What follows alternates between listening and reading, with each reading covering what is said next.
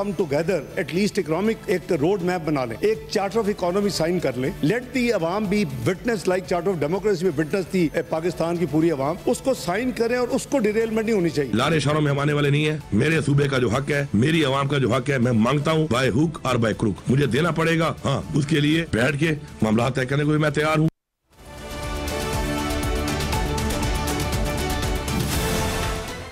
Welcome to news live, मैं हूं doctor Maria Zulfikar Khan. कल सदारती इंतखाब का मैदान सजेगा, जिसमें इत्तेहादी हुकूमत के जो उम्मीदवार हैं आसिफ अली जरदारी और सुन्नी इत्तेहाद काउंसिल के उम्मीदवार महमूद खान अचकजई आमने सामने होंगे।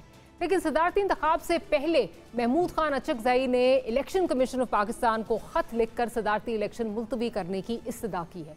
अपने खत में उन्होंने कहा है कि कौमी और सूबाई असम्बलियों में इस वक्त मखसूस नशिस्तें जो हैं वो खाली हैं और इस वजह से इलेक्टोरल कॉलेज जो है वो मुकम्मल नहीं है, इसलिए इंतखाबात को मुलतवी किया जाए।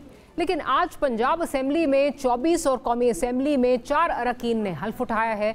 पंजाब असम्बली में अपोजिशन ने भरपूर एहतजाज किया है कि मामला लाहौर हाई कोर्ट में ज़ेर समात है, इसलिए हल्फ ना लिया जाए। इसी तरह कौमी असम्बली की अगर बात की जाए तो कौमी असम्बली में भी सुन्नी इत्तेहाद काउंसिल ने 4 अरकान की हल्फ बर्दारी पर एहतजाज किया है और इसे आइन शिकनी और तौहीन अदालत करार दिया है, जिस पर अटॉर्नी जनरल ने ऐवान में आकर वजाहत दी है कि पेशावर हाई कोर्ट के स्टे ऑर्डर का इतलाक खैबर पख्तूनख्वा के मखसूस नशिस्तों तक महदूद है और उन अरकान ने हल्फ नहीं उठाया, इसलिए आज कौमी असम्बली में हल्फ उठाने वालों ने तौहीन अदालत या आइन शिकनी नहीं की है।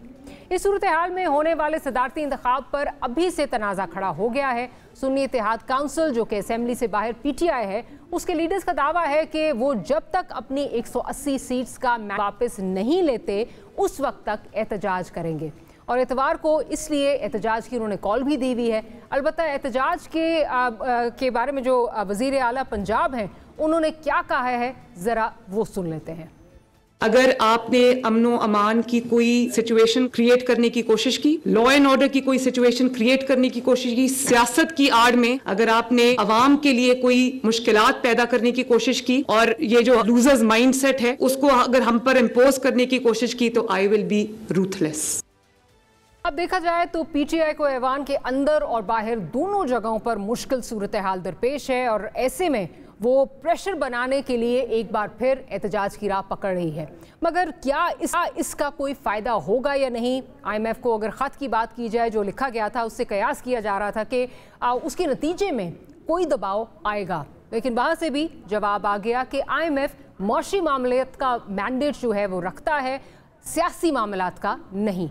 तो इन हालात में PTI के पास सियासी ऑप्शंस क्या हैं, क्योंकि बड़ी तादाद में सीट्स जीतने के बाद भी PTI पर से 9 मई की तलवार हटी नहीं है और ना ही उनके सियासी मुतालबात पर कान धरे जा रहे हैं। इस पर बात करेंगे। We have a panel of senior journalist with us. Ilyas Rana साहब हमें ज्वाइन कर रहे हैं, साथ ही साथ आमिर ज़िया साहब हमारे साथ मौजूद हैं और अथर काज़मी साहब भी हमें ज्वाइन कर रहे हैं। साथ ही साथ हमें सीनियर लॉयर इरफान कादिर साहब जो हैं उन्होंने भी ज्वाइन किया है। तो गुफ्तगू का आगाज़ इरफान कादिर साहब से करती हूँ, लीगल पॉइंट ऑफ व्यू उनसे लेकर, और उसके बाद फिर दीगर मेहमानों की तरफ जाएंगे। इरफान कादिर साहब, जो आज ये शोर मचा हुआ है कि पेशावर हाई कोर्ट ने जो है वो स्टे ऑर्डर दिया है, 13 मार्च तक उसका इतलाक है, और उसके बाद आज जो 4 मेंबर्स ने ओथ लिया है नेशनल असम्बली में, उसको जो कहा जा रहा है वायलेशन ऑफ कॉन्स्टिट्यूशन है, तौहीन अदालत है, इस पे जो अटॉर्नी जनरल का मौक़िफ़ है, आप उससे किस हद तक जो है वो मुत्तफ़िक हैं कि इस फैसले का इतलाक जो है वो खैबर पख्तूनख्वा की जुरिस्डिक्शन में होता है, तो कोई तौहीन अदालत या वायलेशन ऑफ कॉन्स्टिट्यूशन नहीं हुई? देखिए, सबसे पहली बात तो ये है कि ये जो स्टे कर दिया गया है, पेशावर हाई कोर्ट ने ये स्टे दे दिया है, वो किस लिए दिया है कि वो रिजर्व कैंडिडेट्स जो हैं, अगर सब्सिक्वेंटली जो सारे जनरल सीट्स के अगर रिजल्ट्स आ जाते हैं जी, और उसमें रिजर्व कैंडिडेट्स की तादाद अगर चेंज भी हो जाती है, तो ऑटोमेटिकली जो भी ट्राइब्यूनल्स के फैसले होंगे उसके मुताबिक वो यहाँ भी चेंज जो है रिफ्लेक्ट करेगा। तो ये मामले में हाई कोर्ट को आना ही नहीं चाहिए था, क्योंकि ये मामला जो है अब इलेक्शन कमीशन और स्पीकर के दरमियान है, और इलेक्शन कमीशन जिनको भी सक्सेसफुल कैंडिडेट डिक्लेयर कर देता है, स्पीकर उन्हीं से ओथ लेते हैं, और बाद में अगर इलेक्शन ट्राइब्यूनल जो है वो किसी वजह से उन्होंने कुछ ऐसे फैसले कर दिए, क्योंकि ये मामले सब इलेक्शन ट्राइब्यूनल के देखने के हैं, तो मैं समझता हूँ कि हाई कोर्ट को इस पे नहीं आना चाहिए था, और स्पीकर की पोजीशन जो है वो वैसे भी बहुत बड़ी है, क्योंकि स्पीकर सदर पाकिस्तान बनते हैं, अब चेयरमैन सेनेट नहीं होते। और एक प्रोविंशियल हाई कोर्ट का जज जो है इस तरह से अगर ऑर्डर करे, या प्रोविंशियल हाई कोर्ट के 2-4 जजेस भी ऑर्डर करें, तो वो स्पीकर को नहीं इस तरह से पाबंद कर सकते, बल्कि सुप्रीम कोर्ट भी नहीं कर सकती इस तरह के मामलों में। ठीक है, स्पीकर जो है बिल्कुल इंडिपेंडेंट है इन मामलों में, और अपना हाउस को उसने कैसे चलाना है, किसको ओथ दिलाना है, किसको नहीं दिलाना, वो सारा प्रोसीजर लेड डाउन है। तो अब चूंकि इन लोगों को इलेक्शन कमीशन ने सक्सेसफुल करार दिया है, तो उसके बाद ये इनको ये सीट्स मिली हैं, तो इसमें मैं समझता हूँ कि किसी और को, हाई कोर्ट्स को या अदालतों को मुदाखलत नहीं करनी चाहिए, क्योंकि ये जो स्ट्रिक्ट ट्राइकोटमी ऑफ पावर्स है पाकिस्तान में कि जुडिशरी, एग्जीक्यूटिव, लेजिस्लेचर, इनको independently of each other function कर रहे हैं, इनके अपने अपने स्फीयर्स हैं, अपने अपने एम्बिट्स हैं, और ये एम्बिट जो है ये स्पीकर का है इसमें, और इस पे जजमेंट्स हैं बहुत सारी हाई कोर्ट्स की अपनी और सुप्रीम कोर्ट की, कि पार्लियामेंट्री जो मामला हैं स्पीकर के जो दायरा अख्तियार में आते हैं उसमें कोई भी इंटरफियरेंस अदालतें नहीं कर सकती। तो फिर यहाँ तो आपकी बात क्लियर होगी कि कोई वायलेशन कॉन्स्टिट्यूशन नहीं हुई, कोई वायलेशन ऑफ जो ये तौहीन अदालत जो है वो भी नहीं हुई। तो इसके साथ मेरा ख्याल है मेरा जो ज़िमनी सवाल इसमें था वो जो इस वक्त लाहौर हाई कोर्ट से मुंसलिक था, उसमें जो कहा जा रहा है कि जी ये मामला जो है वो सब जुडिस है और इस पर नहीं लेना चाहिए था, देन दैट ऑल्सो आपकी नज़र में उसका भी जो है वो यही एक तौजीह है कि कोई जहाँ ट्राइकोटमी ऑफ पावर है वहाँ पे इनको कोर्ट्स को इंटरफेयर ही नहीं करना चाहिए एग्जीक्यूटिव के मामले में। तो यहाँ पे भी आपका यही मौक़िफ़ होगा, यानी पार्लियामेंट के अफेयर्स में नहीं करना चाहिए। ठीक है, फेयर इनफ, एग्जीक्यूटिव, ठीक, आई स्टैंड करेक्टेड। ठीक है, ठीक है, ठीक। इरफान कादिर साहब, आपका बहुत शुक्रिया कि आपने प्रोग्राम के लिए वक्त निकाला। Will go to our other guest. मैं जाती हूँ इस वक्त आमिर इलियास राना साहब की तरफ। आमिर इलियास राना साहब, आप क्या देखते हैं इस वक्त जो इरफान कादिर साहब बात कर रहे हैं कि जो अदालतें हैं उनको इस तरह इंटरफेयर नहीं करना चाहिए, जो मामलात हैं एग्जीक्यूटिव के मामलात हैं, लेजिस्लेटिव मामलात हैं, उनमें इस तरह इंटरफेयर नहीं करना चाहिए, किस तरह देखते हैं आप? क्योंकि दूसरी साइड पे ये कहा जा रहा है कि एक उनके पास वाहिद फोरम यही रह जाता है। पीटीआई की अगर बात की जाए, सुन्नी इत्तेहाद काउंसिल की बात की जाए, कहाँ अपनी उनकी सुनवाई कहाँ होगी? देखिए, इरफान कादिर साहब ने जो बात की वो है पढ़ी लिखी किताब उसके हिसाब से, लेकिन हमारे यहाँ तो हाई कोर्ट्स 199 के तहत हमेशा से ओरिजिनल जुरिस्डिक्शन में जाती रही हैं, नैब के अंदर ज़मानतें देती रही हैं, जब ज़मानत का कॉन्सेप्ट ही नहीं था। 184(3) में सुप्रीम कोर्ट ने पूरा आइन रीराइट भी लिखना करना किया हुआ था, चल रहा था, यहाँ पे चलता यही है ना। लेकिन होता यही है कि इलेक्शन ट्रिब्यूनल को ही काम करना है। लेकिन आप देख लें, इलेक्शन ट्रिब्यूनल से पहले साकिब निसार साहब ने इमरान खान के हल्के में गिनती रोक दी थी रिकाउंटिंग के, नहीं होगी, बस इलेक्शन हो गया, ख़त्म। कासिम सूरी साहब पे सुप्रीम कोर्ट ने स्टे दे दिया कि ख़त्म। यहाँ पे हर रोज़ स्टे पे स्टे। सिंध हाई कोर्ट ने भी कहा है कि भाई वो आप मखसूस पे ज़रा थोड़ा सा वेट करें। पेशावर हाई कोर्ट ने दे दिया। आपको पता है पिछले हफ्ते ही फैसला आया जनरल मुशर्रफ मरहूम का, जिसमें अभी जो सुप्रीम कोर्ट से डिसमिस भी हुए हैं मज़ाहिर नकवी और अमीर भट्टी, जो कल रिटायर हुए हैं chief justice Lahore high court, इन दोनों ने उनका फैसला उस खुसूसी अदालत को ही उड़ा दिया जो सुप्रीम कोर्ट ने कहा कि आपकी जुरिस्डिक्शन नहीं थी, वो इस्लामाबाद हाई कोर्ट की थी। तो ये तो हमारे जो जजेस साहिबान हैं इनको, और अब चीफ जस्टिस जो बैठे हुए हैं, जो काजी फायजी साहब जो इस्लाहात ला रहे हैं, तो उसके अंदर इनको पार्लियामेंट के साथ बात करके ये जो हर बंदे ने ओवर राइडिंग शुरू की हुई है कि जहां मेरा जोर है, जहां मेरा घुसना है, मैंने घुस जाना है, उसको रोकना चाहिए। अब ये बात क्लियर है कि जो अटॉर्नी जनरल हैं वो आइन के तहत पार्लियामेंट में बैठते हैं, सवाल जवाब उनसे हो भी सकते हैं, उन्होंने किए भी हैं, और स्पीकर ने उनसे राय लेके कि उस हद तक पाबंदी है जो पेशावर हाई कोर्ट की जुरिस्डिक्शन है। अब हमारी हाई कोर्ट्स भी तो देखें ना, पहले अतर मिनल्ला साहब जब इस्लामाबाद हाई कोर्ट में थे, पूरे पाकिस्तान में स्टे और जमानतें दे देते थे कि जी जाएं, पेश हो जाएं। अब पेशावर हाई कोर्ट वो ये काम कर रही है। तो ठीक है, अब आपको कोर्ट का आर्डर भी मानना है और देखना ये भी है कि कहाँ उनका दायरे कार है, कहाँ नहीं है, एहतराम भी है। अब अदालतों को भी एहतराम कराने के लिए अपने फैसलों पर भी सोचना चाहिए कि एक सुप्रीम कोर्ट पिछले हफ्ते कह रही है कि आपको नहीं जाना चाहिए अपनी जुरिस्डिक्शन से बाहर, और अब मामलात तो ट्रिब्यूनल में ही जाने हैं। कभी 2018 में किसी को पसंद थे, किसी को 2024 में पसंद है, अब क्या करें, यही हम बात कर सकते हैं। ठीक है, और ट्रिब्यूनल्स में हमें पता है कि किस हद तक मामला जो है, मेरा ख्याल है आज तक 2013 के जो कुछ इलेक्शन के रिजल्ट्स हैं वो अभी तक पेंडिंग, अभी तक चल रहे हैं, तो ट्रिब्यूनल से तो क्या ही जो है वो उम्मीद लगाई जा सकती है। आमिर ज़िया साहब, आपकी तरफ आती हूँ। अब इस वक्त चाहे पेशावर हाई कोर्ट हो या लाहौर हाई कोर्ट हो, वहाँ पर मामला जो है वो इस वक्त समाअत के लिए जो है वो चला जाएगा, लेकिन वो पजीराई फैसलों में या वो पजीराई जो पीटीआई एक्सपेक्ट कर रही है वो उस तरह नहीं मिल रही। उस जो प्रेशर वो बिल्ड करने की कोशिश कर रहे हैं वो उस तरह नहीं जो है वो डेवलप हो रहा।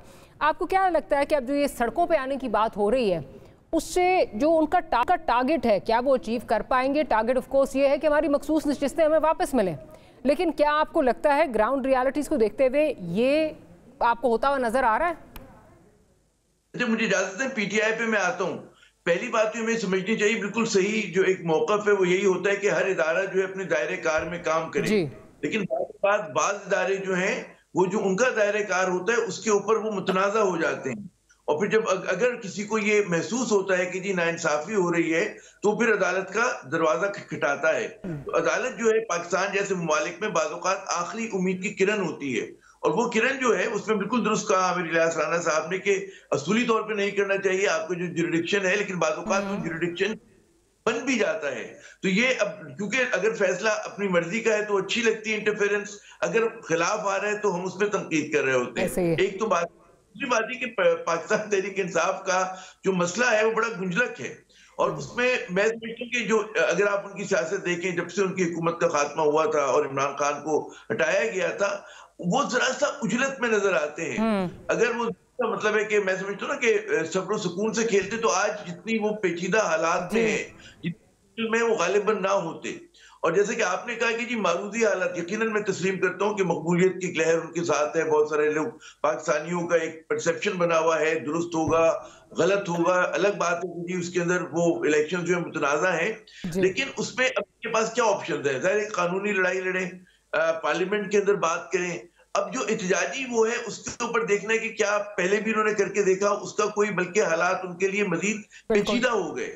अब ये उनको एक कहते हैं ना कि वो कहते हैं अगर आप कोई अमल करते हैं कि जिसमें कामयाब हो जाते हैं सब तालियां बजाते हैं, नाकाम हो जाते हैं तो हर आदमी तनकीद करता है। तो उन्हें ये देखना होगा, वे इन करना होगा कि जी हम जो अगर एहतजाज पे जाते हैं तो वाकई दम खामे और रियासती इदारों का क्या मूड है, और रियासती इदारे, और आपको लग रहा है कि एस्टैब्लिशमेंट एक तरफ है, उस वक्त एक एस्टैब्लिशमेंट उनके साथ खड़ी है, तो उसमें मेरे ख्याल में गुफ्तगू-शुनीद पीटीआई को भी जरा सा लचकदार रवैया, उसके साथ साथ फिर हमारे इदारों की हुकूमत की भी जिम्मेदारी है कि अगर वो अपने आप को बिल्कुल आइसोलेटेड और दीवार में लगा हुआ फील कर रहे हैं तो आप उनके लिए क्या जगह देते हैं? मतलब है उनको एक एग्रीव पार्टी है, उन्हें लग रहा है कि हमारे हुई है, तो उसको एड्रेस करने के लिए क्या सिग्नलिंग होती है कि जहां पर उनको उम्मीद हो कि अगर हम कानून के रास्ते पे चलेंगे, पार्लियामेंट के रास्ते पे चलेंगे तो हम इस गुत्थी को सुलझा सकेंगे। जिम्मेदारी दोनों की है, जिम्मेदारी लेकिन हुकूमत की ज्यादा है, इसलिए ज्यादा है कि इख्तियार उनके पास है और इख्तियार उनके पास है। पीटीआई रद्दमल की सियासत करी, लेकिन उनको सोचना है कि रद्दमल की सियासत ने उन्होंने माजी में उसको क्या मिला उसके नतीजे में, और वो आगे उससे क्या हासिल कर सकते हैं। जी मारिए। अच्छा अतर साहब, मुझे ये बताइए, अभी जो बात कर रहे हैं ये एहतजाज की बात हम कर रहे हैं, 2014 में अगर धरना जो है उसने कोई प्रेशर बिल्ड किया था, गो के उसके नतीजे में भी हुकूमत नहीं गई थी, तो उस वक्त जो मारूजी हालात थे वो बहुत मुख्तलिफ थे, ग्राउंड रियलिटीज़ बिल्कुल मुख्तलिफ थी। तारुक कादरी साहब के जो सपोर्टर्स थे उन्होंने एक जो है वो माहौल बनाए रखा जिससे लग रहा था कि अच्छा जी वो प्रेशर डेवलप हो रहा है, अब तो वो भी नहीं है। उसके बाद जो सबसे बड़ी चीज़ है जो पीटीआई को मेरे ख्याल है हॉन्ट कर रही है, वो 9 मई के जो रिप्रिकॉशंस हैं, जो रैमिफिकेशंस हैं, वो उनको जो है वो हॉन्ट कर रही है। क्या ऐसे में एहतजाज के लिए बाहर निकलना, उसके बाद एक सूबे में आपकी हुकूमत होना, बाकियों में जो है वो आपके जो अपोनेंट्स हैं उनकी हुकूमतें हैं, क्या अपना टारगेट अचीव कर पाएंगे? देखिए, पहली बात तो ये है कि जो हर इदारे ने अपने अपने दायरा-कार में काम करना है, ये बड़ी कन्वीनियंटली इसकी जो डेफिनेशन है वो हम अपनी मर्जी के मुताबिक चेंज करते रहते हैं। इसी असेंबली के अंदर जब कासिम सूरी की रूलिंग आई थी तो कहा गया कि जनाब यहाँ पे अब सुप्रीम कोर्ट इंटरवीन कर सकती है क्योंकि जनाब यहाँ पे आइन जो है वो कुछ और कहता है। तो वो भी तो आपकी कौमी असेंबली थी। पंजाब के अंदर भी हमने देखा कि उधर भी हाई कोर्ट ने इंटरवीन किया और कहा कि इजलास इस टाइम पे बुलाया जाए। इधर कौमी असेंबली को भी सुप्रीम कोर्ट ने कहा कि इस वक्त तक इजलास बुलाया जाए और इस वक्त तक वोटिंग भी करवाई जाए। तो प्रोसीजर भी बताया, टाइम भी बताया, तो उस वक्त किसी को कोई एतराज नहीं था। तो कहने का मकसद ये है कि अगर कौमी असेंबली के अंदर कोई ज्यादती हो रही है तो ये तो माजी करीब में साबित हो चुका है कि अदालतें उसकी रेमेडी कर सकती हैं। और जो लोग अभी गिला शिकवा कर रहे हैं वो उस वक्त बगले बजा रहे थे सारे। तो दूसरी बात जो आपने की कि प्रेशर वाली, कि आप उनके ऊपर कितना प्रेशर है। मसला ये है कि प्रेशर तहरीके इंसाफ के ऊपर नहीं, प्रेशर हुक्मरानों के ऊपर है। यहाँ पे मारिए देखें, बादशाहत भी होती थी ना, बादशाह उनकी भी जो हमें स्टोरियां सुनाई जाती हैं तो वो कहते थे कि वो जो बादशाह था उसकी रियाया उससे बड़ी खुश थी और उसकी सल्तनत में बड़ी आसूदगी थी। तो ये प्री कंडीशन थी कि बादशाहत में भी रियाया अगर आपके साथ हो तो फिर मामला चलते हैं। ये तो जमहूरियत है, जमहूरियत के अंदर अवाम आपके साथ ना हो तो आप कैसे निजाम चलाएंगे। आप देख लें कि इस वक्त जो सेंटर के अंदर मैंडेट है, क्या उस मैंडेट के ऊपर बहुत बड़ा सवालिया निशान नहीं है। इसी तरह पंजाब में जो मैंडेट है उसके हवाले से कितने ज्यादा पिटीशंस आ चुकी हैं, कौन कौन से लोग ट्रिब्यूनल में जा चुके हैं, किस किस की सीट के हवाले से मुबैना धांधली के इल्जामात हैं। तो प्रेशर तो हुक्मरानों के ऊपर है, वो किसी तरीके से इन लोगों को साथ लेके चलना चाहते हैं। पाकिस्तान तहरीके इंसाफ का इस असेंबली के अंदर बैठना चलना, ये हुक्मरानों की जरूरत भी है कि इनको साथ लेके चलाया जाए। तो प्रेशर तो मुझे ये जो मेरा देखने का, जिस तरह मैं देख रहा हूँ कि इनके ऊपर है कि इन्होंने इनको साथ लेके चलना है। अब ये इफ आई मे इंटरजेक्ट, मैं थोड़ा जरा वजाहत कर दूं अपने सवाल की। मेरा कहने का मतलब ये था कि बिल्कुल मैंडेट पे सवालिया निशान है। I agree with you 100%। Vote अवाम ने जो है वो पीटीआई को दिया है, लेकिन जो उनका इस वक्त हदफ है वो ये है कि हमें अपनी जो सीटें हैं जो हम हारे हैं वो हमें वापस मिले। अगर उसमें आप एहतजाज में निकलेंगे, 9th में आपको ऑलरेडी जो है वो हॉन्ट कर रहा है। आपका जो वोटर सपोर्टर है वो आपके साथ सड़क पे नहीं निकलेगा। उसने जो वोट की जरिए आपको, बल्कि आपको भी याद होगा जब हम हलकों में जाते थे तो बहुत सारे लोग ऐसे थे जो बताना भी नहीं पसंद करते थे, और वो साइलेंट वोटर जिसको कहा जाता है, जिसने निकल के वोट डाला लेकिन वो बताना नहीं चाहता था, बिकॉज एक जो हालात है, जो ब्यूरोक्रेसी का डर है, जो सारा डर है, वो एक खौफ आपको हॉन्ट करता है। मैं उस कॉन्टेक्स्ट में बात कर रही हूँ कि आप कह रहे हैं कि हम एहतजाज लीड करेंगे, अपोनेंट्स हैं आपकी पूरी जो है वो बाकी सूबों में, विफाक में, आप किस तरह लीड करेंगे? आप उस एहतजाज से क्या करेंगे? सिर्फ अपने वोटर सपोर्टर को इंटैक्ट रख सकते हैं, अचीव इससे कुछ नहीं होगा। That's what I am trying to get at. देखिए, मैं इससे थोड़ा सा डिसएग्री करता हूं, इसलिए कि एहतजाज नहीं करने दिया गया, इलेक्शन से पहले कोई जलसा नहीं करने दिया गया, और उनकी लीडरशिप पूरी जेल के अंदर बैठी है, तमाम सीनियर लीडरशिप जेल के अंदर बैठी है, लेकिन उसके बावजूद, तमाम तर सपोर्ट के बावजूद नवाज शरीफ को वजीर आजम नहीं उन्होंने बनने दिया। ये हकीकत है कि नवाज शरीफ को उन्होंने जेल में बैठ के कह दिया कि ये वजीर आजम नहीं बन सकेगा। तो एहतजाज बेशक कोई करने या ना दे, देखिए, और इसके आपके पास रास्ता क्या है। आप देख लेना कि आइन और कानून के साथ यहाँ पे क्या मजाक हो रहा है। जो कुछ दिन पहले तक जो पंजाब के निगरान वजीर आला थे, अब कहा जा रहा है कि जी वो सेंटर में वजीर दाखिला होंगे। जो सेंटर में निगरान वजीर दाखिला थे वो बलोचिस्तान के वजीर आला बन गए। तो आपने आइन और कानून के मुताबिक जो चीजें कर रहे हैं, क्या यहाँ पे सब कुछ आइन और कानून के मुताबिक हो रहा है? ना ही पाकिस्तान तहरीके इंसाफ मेरे ख्याल में राइट माइंड में ये एक्सपेक्ट कर सकती है कि इलेक्शन कमीशन उनको सीटें देगा या किसी और इदारे से उनको रिलीफ मिलेगी। उनको पता है उनको कोई रिलीफ नहीं मिलनी, लेकिन एक वाहिद उनके पास रास्ता है कि पुरअमन एहतजाज वगैरह जो है वो करें, उसके ऊपर प्रोटेस्ट वगैरह करें, असेंबलियों के अंदर भी और बाहर भी, जितना वो करना चाहते हैं। चले, आमिर इलियास राना साहब, आपकी तरफ आती हूँ, आपसे भी ये सवाल करूँगी। बेशक अगेन मैं वोट की हद तक जहाँ बात कर रही हूँ, अथर जो बात कर रहे हैं 100% ठीक है। मतलब 92 सीट्स लेकर एक जो एक मेजॉरिटी पार्टी नजर आई, एक ऐसी पार्टी जिसको ना कैंपेन करने दिया गया, जिसके पास ना सिंबल था। एक एक हल्के में कितने सिंबल से, वी सॉ दैट, लोगों ने अपना गुस्सा निकाला। लेकिन जहां तक ये है कि सड़कों पर जो है वो वोटर निकलेगा और आपके लिए डंडे भी आकर खाएगा और एक हॉस्टाइल एनवायरनमेंट में आपके लिए आपका केस लड़ेगा, 9 मई के बाद स्पेशली, आपको ये होता हुआ नजर आ रहा है और इससे अचीव कुछ होता हुआ नजर आ रहा है? 2-3 चीज़ें हैं कि हमारे दोस्त बड़ी कन्वीनियंटली ये कह देते हैं। आपने भी कहा कि जी वोट तो पीटीआई को पड़ा, भाई 2/3 अक्सरियत वोट पीटीआई के खिलाफ पड़ा, और पीटीआई को ऑफर की पीपल्स पार्टी ने हुकूमत बनाने की, उन्होंने नहीं ऑप्ट किया। इसमें फिर किसी का क्या कसूर है? लेकिन सिंगल लार्जेस्ट पार्टी तो, लेकिन आमिर इलियास साहब, जो इस वक्त ग्राउंड रियलिटीज है, मुझे 92 वोट्स तो पड़े ना उनको, 92 सीट्स तो मिली। ग्राउंड रियलिटी आपके नजदीक नहीं, आपके नजदीक ग्राउंड रियलिटी कुछ होगी, कुछ मेरे नजदीक होगी ना, तो मुझे तो अपनी बात करनी है। बोलिए। मैंने आपकी गुफ्तगू के ऊपर ये कहा है कि कैसे आपने अज्यूम कर लिया कि सारा वोट ही उनका था, 2/3 अक्सरियत उनके खिलाफ पड़ी है। अब जमहूरियत तो इसी चीज का नाम है, 92 हो या वो 123 हो जाए, PMLN वहां पे 123 के फिगर पे चली जाए, तो आपने जाके ट्रिब्यूनल में लड़ना है। यहाँ टेलीविजन पे तो हम गुफ्तगू कर सकते हैं ना, या एहतजाज करें। मुझे बताएं, शेर अफजल मरवत साहब को किसी ने रोका? उन्होंने पूरे KP में बड़े शानदार जलसे किए, कितनी कवरेज हुई उसकी, सब ने दिखाया। यहाँ ये पंजाब वाले छुप क्यों गए? मैंने और आपने इनको मना किया था कि जी आप छुप छुप के भाग जाएं, कहीं साइड पे निकल जाएं। लड़ाइयाँ तो पॉलिटिकल लोग इस तरह लड़ते हैं, अरेस्ट भी होते हैं और जलसे जुलूस भी करते हैं जब पॉलिटिकल क़यादत गायब हो जाए। क्योंकि इमरान खान सबसे पहले खुद जमान पार्क में छुपे थे। 2016 के धरने में लीड करने की बजाय वो बनी गाला में बैठ गए थे और डंड पेलने की उन्होंने तस्वीरें की थी। तो फिर लोगों को ही मरवाने के लिए क्या निकालना है? नहीं, फिर इसके लिए क़यादत का इम्तिहान होता है कि आज जो कुछ वजीर ख़जाना के नाम पे वजीर वहाँ KP में हो रहा है कि वो कहते हैं कि इसके दौर में 980 अरब रुपए का कर्जा हो गया और कोई मंसूबा नहीं आया, तो किसको अली अमीन गंडापुर कह रहे हैं कि वहाँ पे किसकी नाकामी थी? यहाँ कोई बयानिए पे ये इस पे मिला है कि आपने कारकर्दगी की थी तो आपको वोट मिला है। यहाँ पे चलिए एक चाल, ठीक है, वो कहीं पे कामयाब हो गए, कहीं पे नाकाम हो गए, लेकिन इसको आप डंडा डोली करके आप समझते हैं बजोरे बाजू, जो आप समझ रहे थे 9 अप्रैल को कासिम सूरी साहब और इमरान खान और सदर जो अब 2 दिन के रह गए हैं, उन्होंने आइन शिकनी की एक वाजे तौर पे। एक है कानून की खिलाफ वर्जी, एक है आइन की खिलाफ वर्जी, जिस पे सुप्रीम कोर्ट ने मोहर सब की और उन लोगों ने की जिन्हें हम ख्याल जजेस कहा जाता है। कोई तीसरा बंदा उसके अंदर वो नहीं था कि जी आप ये कह दें। आपको सजा नहीं मिली इसलिए आपके हौसले बढ़ गए, आप बढ़ते चले गए, आपने 9 मई कर दिया।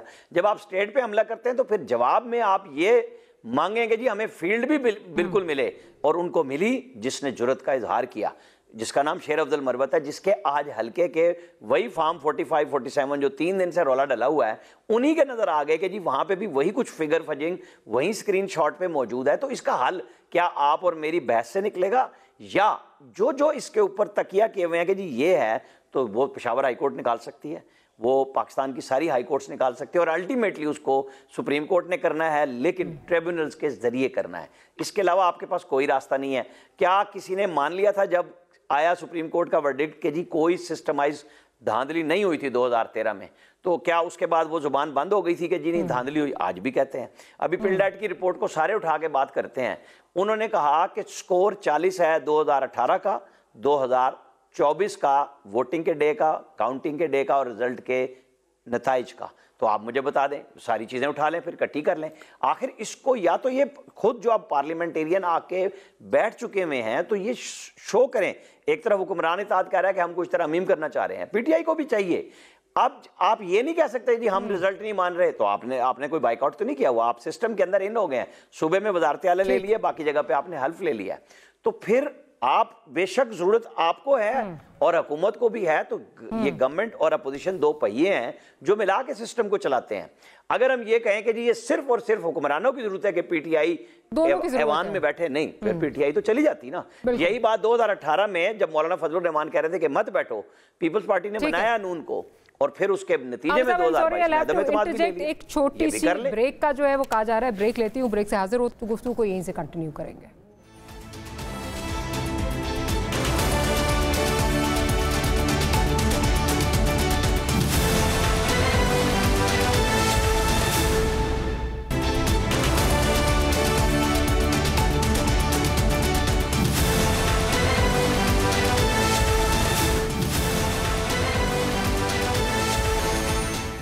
Welcome back after the break. Aamir Zia साहब की तरफ जाऊंगी। आमिर ज़िया साहब, अभी थोड़ी देर पहले आमिर इलियास राना साहब ग्राउंड रियलिटीज़ की बात कर रहे थे, तो ग्राउंड रियलिटीज़ तो ये भी हैं कि सिंगल लार्जेस्ट पार्टी होने के जब ऐलान किया नवाज शरीफ साहब ने, उस वक्त उन्होंने सिर्फ 65 सीटें जीते हुई थी और गालिबन 56 सीट्स का जो है वो उस वक्त भी रिजल्ट अवेटेड था। 92 सीट्स लेकर सब सिंगल लार्जेस्ट पार्टी जो है वो उस वक्त PTI थी, माइनॉरिटी में चली गई। क्या वजूहत हैं वो हम सब जानते हैं, वो मेरे ख्याल है बहुत दफ़ा हम उस पर बात भी कर चुके हैं। क्या उनके लिए जो हालात थे कैंपेनिंग के वो भी हमारे सामने हैं।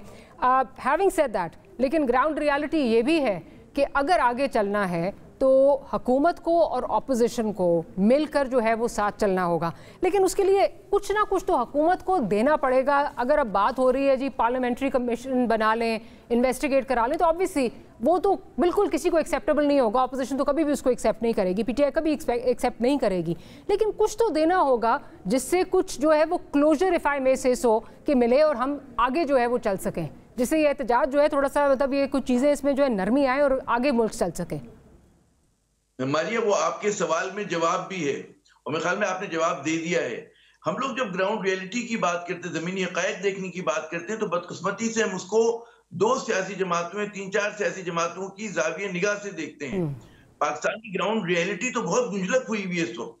हमें सियासी इस्तेकाम की जरूरत है और हमें नजर ये आता है कि हमारी सियासी क़यादत, मैं तमाम की बात करूंगा, या हमारी जो हुक्मरान अशराफिया है वो इतनी शॉर्ट साइटेड है, इतनी मतलब कोता बीनी से काम ले रही है कि उसको नजर नहीं आ रहा कि मुल्क किस गड्ढे में खाकमबद है, कहते हैं ना खाकमबद जा रहे किस गड्ढे की तरफ। हमें जिस किस्म के माशी बुरान का सामना है उसका मुझे नहीं अंदाजा कि हम उसको रिफ्लेक्ट भी कर पा रहे हैं टीवी स्क्रीन पे। हम कभी उस पर बात भी नहीं करते, हम उस पर यह भी नहीं करते कि जी आगे चलकर इस मुल्क के साथ होगा क्या। हमारे यहाँ हुक्मरान अशराफिया के माबैन जूतियों में दाल बट रही है, एक दूसरे पे तनकीद कर रहे हैं और हमारा पूरा फोकस है। मैं समझता हूँ कि सब जिम्मेदार है। आपने बिल्कुल दुरुस्त कहा कि हुकूमत का ही काम है कि वो चीजों को नॉर्मलाइज करे, नॉर्मेलिटी लेकर आए हमारी सियासत में। जिनके पास इक़्तिदार है वही ये काम कर सकते हैं। फिर जाहिर है कि उनके खिलाफ में उनकी भी जिम्मेदारी है कि वो भी जरा सा अपने, कहते हैं ना कि मफाद से बुलंद होकर सोचें और पाकिस्तान के लिए सोचें।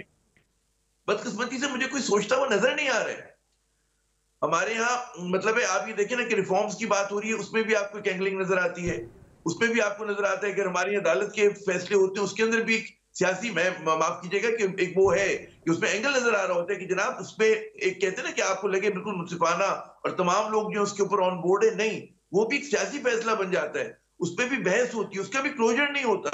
हमने 2 केसेस देखे, मतलब जुल्फिकार अली भुट्टो का कि क्लोजर लोगों ने समझा था हो गया, पता चला नहीं हुआ। फिर इसी तरह मुशर्रफ साहब वाला, मतलब एक मेरे ख्याल में ये एक लोगों को सवाल करना चाहिए कि जनाब वो फैसला किस किस्म का है, क्या है, उस पर बहुत सारे पाकिस्तानी जो हैं उनके लिए सवाल ये निशान है, लेकिन वो फैसला भी हुआ। तो आज जो फैसले हो रहे हैं क्या उन पे क्लोजर होगा, एक बड़ा सवाल है। हमारे यहाँ किसी चीज पे क्लोजर नहीं हो रहा है, तो ये बड़ी तशवीशनाक बात है। उसमें आप कहते रहे कि जी हुकूमत जो है उसको अपना बड़ापन दिखाना चाहिए, बिल्कुल दिखाना चाहिए, लेकिन क्या आपको कहते हैं बड़ापन दिखाती हुई नजर आ रही है? मुझे नजर नहीं आ रहा, अफसोस के साथ ये कहना पड़ता है। और हम लोग जो है बहुत ही मुश्किल सूरत हाल का सामने, जिसके ऊपर हम बात करने को तैयार भी नहीं है। जी अच्छा, अतर काज़मी साहब, हम मिसाक मईशत, मिसाक मफामत, हम ये जो है इस पर हम बहुत बात करते हैं कि जी चीज़ें आगे जो है वो लेके चलनी चाहिए, लेकिन विदाउट कॉन्फिडेंस बिल्डिंग मेजर्स, मतलब जिसमें कॉन्फिडेंस बिल्डिंग चले। इमरान खान साहब के अपने केसेस हैं, वो let the law take its course, वो चलेगा उसी तरह जिस तरह चलना है, वो अपने उसमें चलेंगी चीज़ें। बट हैविंग सेड दैट, अब आप देखें जिस तरह मियां असम इकबाल का केस है कि कोर्ट एक ऑर्डर करती है जिनको अरेस्ट नहीं करना, दूसरे सूबे से पुलिस आ जाती है, बाहर खड़ी हुई है, पता भी नहीं चलता पुलिस क्या करने आई है, कैसे आई है, इंटरफेरेंस कैसे हो रही है एक सूबे के मामलात में। फिर एजाज चौधरी साहब का मामला देख लें, बड़ी मुश्किल से उनके प्रोडक्शन ऑर्डर्स जो हैं वो जारी होते हैं, सेनेटर हैं, उनका हक है कि वो आ सकें। जो लोग इस वक्त जेल में हैं, जिनका ट्रायल शुरू भी नहीं हुआ, जिनके खिलाफ अभी कुछ जो है वो कुछ है ही नहीं, कुछ समझ ही नहीं आ रही कि कहाँ है, लेकिन इतने महीनों से जो है वो जेलों में पड़े हुए हैं, क्या अगर वहाँ से चीज़ें शुरू की जाएं तो कुछ कॉन्फिडेंस बिल्डिंग मेजर्स ना हो कि ओके चलें, हम मफामत की बात कर रहे हैं, वी आर गिविंग यू सब CBMs, कॉन्फिडेंस बिल्डिंग मेजर्स हम दे रहे हैं आपको कुछ? देखिए, अगर ऑनेस्टली हर कोई चल रहा है तो फिर तो ठीक है, कुछ ऐसे मैयत लिए जा सकते हैं जिनसे हालात बेहतर हों। लेकिन पहली बात यह है कि वो तो आपके सियासी मुखालफिन हैं, आप छोड़ दें सियासी मुखालफिन के साथ आप जो मर्जी कर रहे हैं। क्या हम मुल्क और आइन के मुताबिक चला रहे हैं? क्या मुल्क के अंदर आइन के मुताबिक ऑनेस्टली उसके ऊपर अमल दरामद हो रहा है? क्या वक्त के ऊपर इंतखाबात हो रहे हैं? क्या जो आइन कहता है उसके मुताबिक चीजें हो रही हैं? तो फिर चार्टर ऑफ डेमोक्रेसी और चार्टर ऑफ कोई और उसके मुताबिक कौन गारंटी दे सकता है? वो आइन जिसके अंदर लिखा हुआ है कि जनाब अगर आप इसको तोड़ेंगे या इसके मुताबिक नहीं चलेंगे तो ये हो सकता है, उस आइन को कोई खातर में नहीं ला रहा, उस आइन के मुताबिक कोई वक्त पे इंतखाबात नहीं करवा रहा, उस आइन के मुताबिक चीजें नहीं चल रही हैं, तो बाकी फिर हम किस तरह इनसे एक्सपेक्ट करेंगे कि ये एक दूसरे को थोड़ा जी कोई कॉन्फिडेंस कर देंगे या कॉन्फिडेंस बिल्डिंग कोई मेजर ले लेंगे? मुझे नहीं लगता कि इन सारी चीजों से कोई फर्क पड़ेगा। बुनियादी चीज वही है कि जब तक आप एक असूली फैसला नहीं करेंगे कि हमने आइन और कानून के मुताबिक चीजों को चलाना है, और जहां से अगर आपको रिलीफ नहीं मिलता एक आईनी इदारे से, तो फिर दूसरी जगह पे आप जा सकते हैं। और इसकी मिसालें मौजूद हैं। देखें ना जी, जो सुप्रीम जुडिशल काउंसिल है, क्या वो आईनी इदारा नहीं है? वो आईनी इदारा है ना। जब जजों का अपना मामला वहां पे जाता है तो वो फौरन सुप्रीम कोर्ट में आ जाते हैं। उधर क्यों नहीं जज साहिबान कहते हैं कि जनाब ये आईनी इदारा है तो उसी को डिसाइड करने दें? तो अपना केस वो लेके आ जाते हैं पहले सुप्रीम कोर्ट में या किसी और जगह पे, दूसरे कोर्ट में, जिस भी कोर्ट से उनका ताल्लुक है कि जनाब इसको देखें, इसके ऊपर स्टे दें। तो वहां पर कौम को यह बताया जाता है कि जो आपके वोटों से लोग मुंतखब हुए, अगर उनका कोई मसला है तो उसी आईनी इदारे के पास जाएं जिससे आपको मसला है, जिसके फॉर्म 45, फॉर्म 47 पे एतराज है, वो बैना तौर पे जिसने सिंबल ले लिया वापस, जिस पे आपको पूरा हर किस्म का एतराज है, लेकिन वो आईनी इदारा है, वो ही हल करेगा। नहीं, ऐसा तो नहीं है ना। अगर आपका अपना मसला आपका आईनी इदारा हल नहीं कर सकता और आपको दूसरे फोरम पे लेके जाना पड़ता है, तो फिर जो दीगर लोगों के मसाइल हैं वो भी दूसरे फोरम्स पे जाएंगे, लोग नॉक करेंगे और अदालतें ही, जिस तरह आमिर साहब ने फरमाया शुरू में, अदालतें आखिरी उम्मीद की किरण होती हैं, तो लोग तो अदालतों में ही जाएंगे। तो मुझे नहीं लगता कि कोई कॉन्फिडेंस बिल्डिंग मेयर्स होंगे। अगर कोई रिलीफ मिलेगा किसी को, आइन को और यहाँ पे जो सियासी एक्टर्स हैं उनको, वो अदालतों से मिल सकता है, उसके अलावा और कहीं से नहीं मिलेगा। अच्छा, आमिर इलियास राना साहब, अतर काज़मी साहब कह रहे हैं कि जी अगर रिलीफ मिलेगा तो अदालतों से मिलेगा। अब जहाँ तक ये सिंबल की बात है, फाइनल जो वर्ड था वो तो सुप्रीम कोर्ट का था। लेट्स सपोज ये मामला होते होते सुप्रीम कोर्ट में भी चला जाता है। विद ऑल ड्यू रिस्पेक्ट, मुझे तो लग रहा है कि आने वाले दिनों में पोलराइजेशन और इदारे जो हैं वो मज़ीद कंट्रोवर्शियल होंगे, बिकॉज हमारे यहाँ तो ये हमने एक रिवायत पकड़ ली है कि मेरी मतलब का फैसला आएगा तो हर इदारा अच्छा है और मेरे मतलब का फैसला नहीं आएगा तो हर इदारा बुरा है और हर इदारा कंट्रोवर्शियल मैं बनाऊंगा।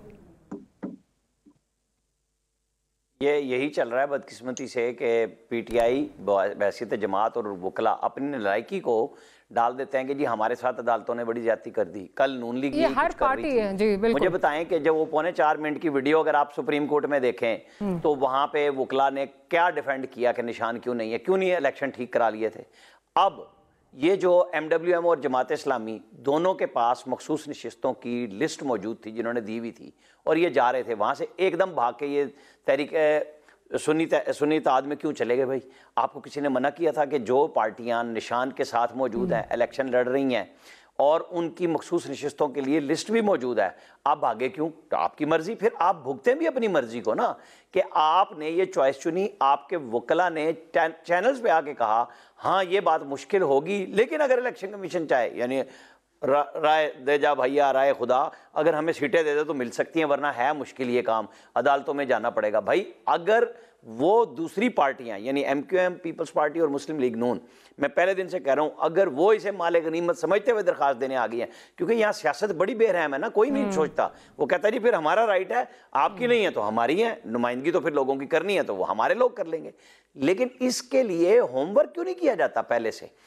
वही बात कि आप जमात इस्लामी और MWM दोनों आपके साथ राजी, और आप दोनों को छोड़ के तीसरी पार्टी में चले गए, और आपके वकला को पता है कि आपकी सीटें गई, तो फिर आप क्या लड़ाई महाजराई खुद से सोच के आए हैं कि हमने इस मुल्क को किसी रास्ते पे, डगर पे चलने ही नहीं देना? तो फिर बड़ा भाई तो बिल्कुल हुकूमत होती है और हुकूमत करेगी बातचीत। हुकूमत फेडरल गवर्नमेंट अब बन रही है, कल सदर साहब का इलेक्शन हो जाना है, पीर को कैबिनेट आ जाएगी, तो फिर आगे उन्होंने अपना भी एजेंडा बना लिया कि हमें क्या तरमीम करनी है, और सेनेट के इलेक्शन के बाद आईनी तरमीम भी पूरी तरह आ जाएंगी कि पूरा सेनेट आ जाएगा, क्योंकि 11 तारीख को रात सेनेट भी खत्म हो जाएगा आधा, वो अब मार्च के एंड पे हो या अप्रैल में ईद के बाद हो, इलेक्शन वो भी होने हैं। क्या होमवर्क किया है?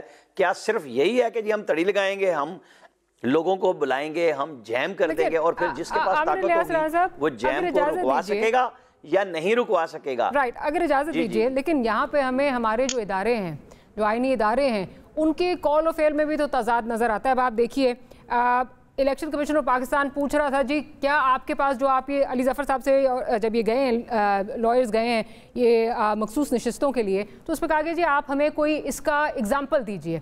अब एग्जाम्पल तो इलेक्शन कमीशन ने खुद ही जो है ये किया हुआ था कि जब बलूचिस्तान अवामी पार्टी कोई सीट नहीं जीती थी और उनको इंडिपेंडेंट्स ने आके ज्वाइन कर लिया था, तो उनको मखसूस नशिस्त जो ख़वातीन की है वो खातून की मिली थी, देर से मिली लेकिन मिली। सो ये यहाँ पे ये भी तो नज़र आता है ना, हमारे जो आईनी इदारे हैं उनकी भी जो है मनो मंशा पे चीज़ें जो हैं, वो रूल्स जो हैं वो तोड़ मड़ोड़ के जो हैं वो चलते हैं, वो अपनी मर्जी के लिए चलते हैं। ये भी तो हमने देखा है ना सर। ये सिर्फ KP की बात हो रही है ना, बलूचिस्तान अवामी पार्टी जहाँ पे उसका ओरिजिन था, वहाँ पे तो उनका अपना था, उनके टिकट्स भी थे, उन्होंने मखसूस नशिस्तों पे भी दिया हुआ था।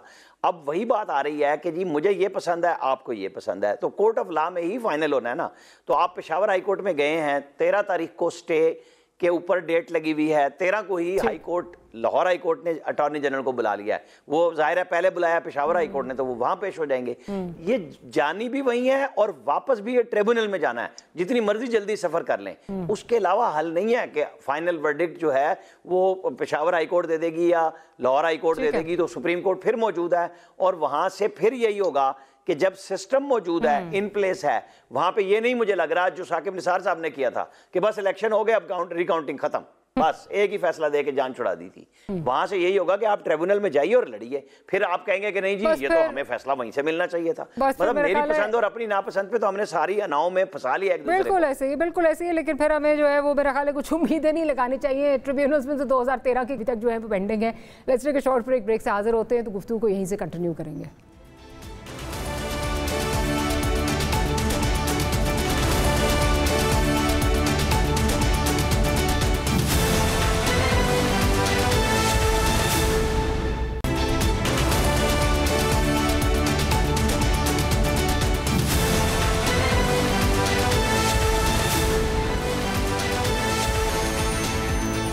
Welcome back after the break. Athar Kazmi साहब, एक चीज़ जो हम सब जिससे बहुत अच्छी तरह वाकिफ़ हैं और हम डरते भी हैं उससे कि वो इकोनॉमिक स्टेबिलिटी जो हमारे मुल्क को दरकार है, अगर वो ये पॉलिटिकल स्टेबिलिटी नहीं होगी तो इकोनॉमिक स्टेबिलिटी कभी भी नहीं आएगी। जिस तरह चीज़ें चल रही हैं उससे तो इकोनॉमिक स्टेबिलिटी, पॉलिटिकल स्टेबिलिटी दोनों आती हुई नज़र नहीं आ रही हैं। अब इससे कैसे आगे निकलें? What's the way forward? Because अगर ये खुद ना बैठे, अगर ये खुद अपने मसले ना रिजॉल्व कर सके तो ये ना हो कि चीजें हाथ से निकल जाएं। देखिए, ऑब्वियसली ये एक बड़ी परेशान कुन सूरत हाल है कि अभी हमने IMF के पास भी जाना है और मईशत की जो हालत है वो हमारे सामने है। लेकिन इसमें आप अवाम को तो ब्लेम नहीं कर सकते ना। आपके पास एक बेहतरीन मौका था और उसमें अवाम ने भरपूर पार्टिसिपेशन की है कि इलेक्शन के नतीजे में यहाँ पे एक मुस्तहकम हुकूमत आ सकती थी, एक अवामी मैंडेट वाली हुकूमत आ सकती थी। लेकिन जिन इदारों ने इलेक्शंस करवाए हैं और जिस तरीके से इलेक्शन हुए हैं, तो फिर तो ये उनको सोचने की जरूरत थी ना कि ये जनाब अगर हम सिंबल इस तरह इस मौके पे ले लेंगे तो क्या इससे जो है वो मुआशी तौर पे हम मजबूत हो जाएंगे या सियासी तौर पे इस्तेहकाम आ जाएगा, या इलेक्शन से चंद दिन पहले जो है इस तरह का अगर कोई फैसला आएगा तो उससे जमहूरियत मजबूत होगी। आज किधर है वो अकबर एस बाबर जिसकी गवाही के ऊपर सुप्रीम कोर्ट ने फैसला सुना दिया? क्या उस नौरीन ने इलेक्शन लड़ा? अकबर एस बाबर ने इलेक्शन लड़ा? वो जिन लोगों ने वहां पे जाके गवाही दी थी सुप्रीम कोर्ट में, जिनकी गवाही मान ली गई लेकिन दूसरी तरफ की गवाही नहीं मानी गई और उनकी गवाही के ऊपर जो है वो सिंबल ले लिया गया। तो प्रॉब्लम ये है कि जब आपने ऑर्गेनिकली एक सिस्टम को चलने नहीं देना और आपने जमहूरी असूलों के मुताबिक जो है हर किसी को उस तरह ट्रीट नहीं करना, तो फिर ये आप इस्तेहकाम की उम्मीद भी रखते हैं तो मेरे ख्याल में ये तो एक दीवाने का ख्वाब है। इस्तेहकाम जो है अवाम की सपोर्ट से आता है।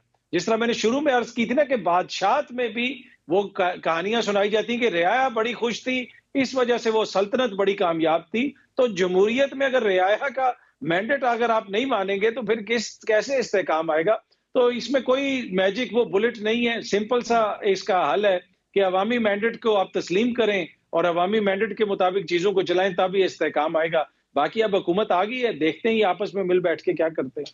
चले वो तो रिमेन्स टू बी सीन कि क्या करते हैं। आमिर ज़िया साहब, जिस तरह चीज़ें चल रही हैं, एक साइड जो है वो कह रही है जी ट्रूथ एंड रिकन्सिलिएशन सब कुछ होना चाहिए, उस पर बात करें फिर आगे चलेंगे। इमरान खान साहब अपने लोगों को जो है वो बाकायदा ये हिदायत दे रहे हैं कि जी आपने इनके साथ मिल बैठकर काम नहीं करना, आपने ये नहीं होगा कि आप इनके साथ जो है वो अब जमहूरियत की खातिर जो है वो चल पड़े, आपने टफ टाइम देना है। दूसरी जानिब हुकूमत का भी रवैया आप देख लें कि क्या है, तो वो स्टेबिलिटी तो होती नज़र नहीं आ रही। इफ़ एनीथिंग इस पूरे सिनारियो में जो लूज़र है वो है पाकिस्तान के अवाम, वो है पाकिस्तान खुद। चीज़ें फिर कैसे चलेंगी आगे? क्या आपको भी लगता है, क्या इस चीज़ का आपको भी डर खौफ है कि ये चीज़ें कहीं और जा सकती हैं? नहीं, ज़ाहिर है कि खौफ जो भी शऊर पाकिस्तानी है उनको नजर आ रहा है कि चीजें अगर रियासत की जिम्मेदारी होती कि अपने तजादात को हल करे, अगर रियासत उन तजादात को हल करने में नाकाम रहती तो वहां पर खलफिशार होता है, जो कि हमें नजर आ रहा है। हो सकता है कि कंट्रोल कर ले, लोगों को भरोसा हो इस हुकूमत को कि हम इसको मैनेज कर लेंगे। ये वो जो आमिर इलियास राना साहब की मैं गुफ्तगू सुन रहा था वक्फे से पहले, उससे जो खबर अगर कोई निकाले वो तो ये कि जी इस मुल्क में इस्तेकाम नहीं आएगा, क्योंकि जाहिर है कि सब लोग अपनी अपनी जगह के ऊपर जमे हुए हैं।